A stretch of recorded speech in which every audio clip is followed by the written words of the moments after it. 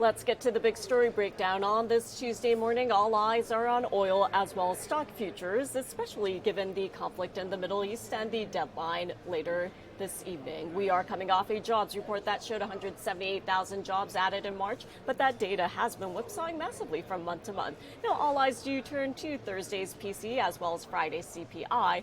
Reports for the first real look at how a 50% spike in oil over the last 5 weeks is hitting the broader economy will be coming out on Friday morning. Well, joining me this morning is Michael Reinking, Senior Market Strategist at the New York Stock Exchange. Good morning, Michael. Welcome back. Hi, morning, Remy. Thanks for having me. And it is a Tuesday, which in the Reinking household means it's taco night, generally speaking. But we're going to have to see what the chef has on tap for us. Yeah, 8 p.m., that is the deadline this evening, and we will be keeping an eye on social media as well as the headlines, of course, for any developments. Yes. But in the meantime, it does look as though oil is back up and stock futures are lower. So what are you paying attention to as we head into the session? Yeah, I mean, obviously, this is a very headline-driven market at this point, and we continue to see those headlines, moving through the markets this morning. We saw some additional strikes on Carg Island, military assets, maybe, kind of another warning sign that we would potentially be open to kind of moving some ground troops in if, we don't come to, kind of some sort of agreement here with Iran. But we have kind of this looming deadline.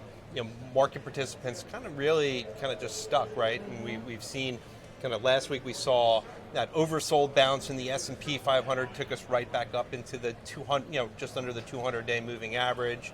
But you've also seen volumes, kind of trailing off. Yesterday we were coming out of the long holiday weekend, but it was the lowest volume day of the year, in that rally that we had seen, yesterday, and we're kind of backing off, this morning. Yeah, and it's really interesting because we're coming back from a long holiday weekend, but we did get that U.S. jobs report last Friday when equity markets were closed. And this week we will be paying attention to inflation figures. But of course, the outcome of this conflict in the Middle East is something that both the Fed as well as markets are watching. So tell us what you made of the labor market reading. The question is when traders aren't at their seats, does anybody actually pay attention to the data? I think it's been a little bit hard, recently in that there's been so much volatility, in that labor market data where we've seen opposing, kind of big gains and then losses, kind of in the last 3 months. If you look at kind of the 3-month, kind of trailing average, you're looking at something, a little over 60,000 jobs. If you pull that out a little bit farther, it's, kind of closer to 50,000.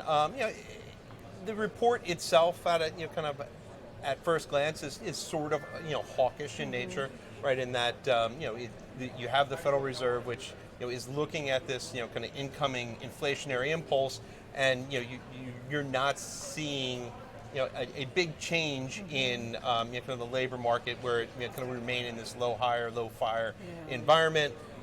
You did see kind of the big pickup in jobs, but that is the establishment survey wasn't quite as strong, right? The wages data kind of moderated, right? The work week was a little bit lower, and we continued to see kind of a lot of those job gains coming out of healthcare, which is not necessarily your most economically sensitive kind of sector, and it kind of reverses what we had seen in February, right? So we did see rates kind of move back up a little bit, which I think is also sort of interesting for what we have coming at us this week.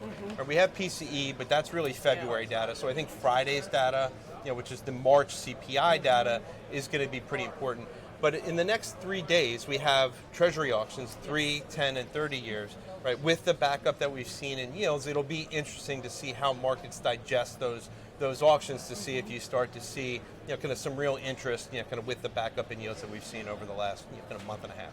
Yeah, and Michael, you bring up a lot of important points, but I do want to hone in on what we saw in terms of wage growth in that jobs report, especially at a time when Americans are having to deal with pain at the pump, meaning the average price of a gallon of gasoline, regular gasoline, is above $4 a gallon, right? So in terms of inflation, what are you paying attention to, and what are your expectations? Yeah, I mean, look, we're going to continue to see kind of this move higher in oil is going to make its way kind of through the economy. We're going to see kind of that inflationary impulse, which is going to last for some kind of period of time. Now, oil prices were kind of pretty subdued coming in, so we've reversed kind of some of that, right?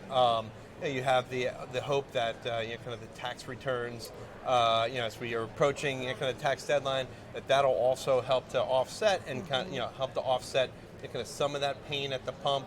We have kind of seen, even Jamie Dimon sort of suggested it yesterday in his letter to shareholders that you've seen a little bit of a slowdown, kind of in those consumer spending numbers. I think what will be really interesting in the coming weeks is listening to that commentary on conference calls as we get into earnings season, to hear how management teams are seeing things, kind of starting to kind of shift on the ground, so to speak. Kind of as we start to kind of get into a month into this conflict, and we're starting to see kind of the impact of those energy markets, moving, kind of energy prices moving higher. And finally, before I let you go, you mentioned Jamie Dimon as well as earnings, and we know that the big banks will start reporting their earnings. But when it comes to your outlook in terms of earnings by sector, has anything changed? Look, I mean, coming into this year, there was this expectation that you were going to see kind of, kind of an expansion of kind of earnings growth, kind of beyond kind of just the tech sector. Part of that was kind of with the tailwinds that we had from potential monetary policy and fiscal policy. Right, both of those are a little bit. You've removed some of those tailwinds here in the near term. We've continued to see earnings estimates have been moving higher throughout this. So, it does raise the bar a little bit, I think, for